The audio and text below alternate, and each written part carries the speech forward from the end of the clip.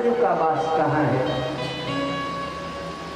जुआ, शराब। बोले एक रूम और बढ़ा दीजिए। 9 आदमी है ना कोठे पर, बोले एक और बढ़ा दीजिए, डबल बेड का हो जाए। चौथा कहा भी हिंसा। अब 4 दुनिया, एक में ट्रिपल बेड और 3 में डबल बेड, 9 हो गया। कलयुग कहा मैं राजा हूँ, ये चारों जगह दुर्गंध आता। हमारा रूम में थोड़ा एसी हो, थोड़ा रूमों में स्प्रे मारा हो, डनलप मुसलंद लगा हो, ऐसा कोई कमरा बताइए। मैं राजा हूँ ना, स्टैंडर्ड देख के कमरा दीजिए। स्टैंडर्ड देख के परीक्षित राजा ने दिया। कहाँ? सोना। और जो ही सोना में कहे, सोना का मुकुट पहने, सब सोना में कलयुग का वास नहीं है। संक्षेप में बोली, 2 तरह से सोना और संपत्ति अर्जित की जाती है, एक प्रयास के द्वारा और एक पाप के द्वारा। जो पाप के द्वारा अर्जित की जाती है उसमें कली का वास है, और जो प्रयास के द्वारा अर्जित कर लेते हैं उसमें कृष्ण का वास है। नदियों में मैं गंगा, वृक्षों में मैं पीपल, ऋषियों में मैं भृगु हूँ, शस्त्रधारियों में मैं राम हूँ, नर में अर्जुन हूँ, और धातुओं में मैं धातु नाम अस्मि कांचनम। कौन कहा? भगवान ने कहा। धातुओं में मैं स्वर्ण हूं। प्रयास के द्वारा संपत्ति कमाओ, पाप के द्वारा खून चूस कर जो स्वर्ण अर्जित किया जाता है उसमें कली का वास है, और जो खून पसीना बहाकर अर्जित किया जाता है उसमें कृष्ण का वास है। इसके पहले भी कलयुग था, क्यों नहीं दिखाई देता था? इसके पहले परीक्षित राजा अपने परिश्रम के द्वारा अर्जित किया हुआ सोने का मुकुट धारण, रोज सोने का मुकुट धारण करके आते थे। आज कौन सा सोना का मुकुट धारण किया? आज क्यों कलयुग प्रकट हुआ है?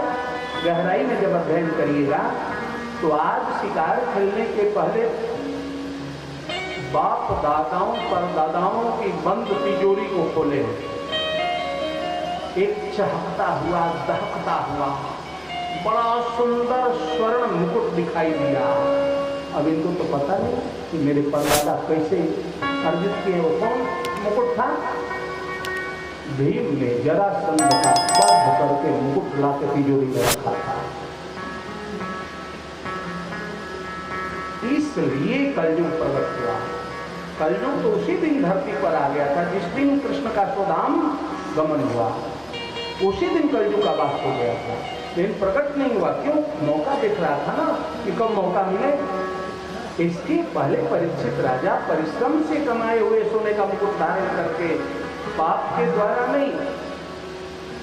आज यह जरासंध का मुकुट है, इसलिए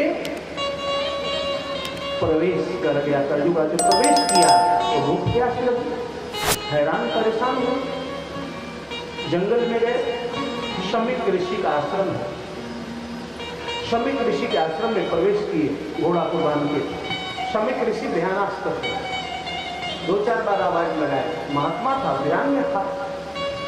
जब 2-4 बार आवाज लगाए नहीं सुना तो वही एक सर्प का बच्चा घूम रहा था, उसको मारे, हिंसा करा। कलयुग है ना, हिंसा में कलयुग का पास हिंसा कराया और शमिक ऋषि के गले में लपेट के अपमानित करके चल गए।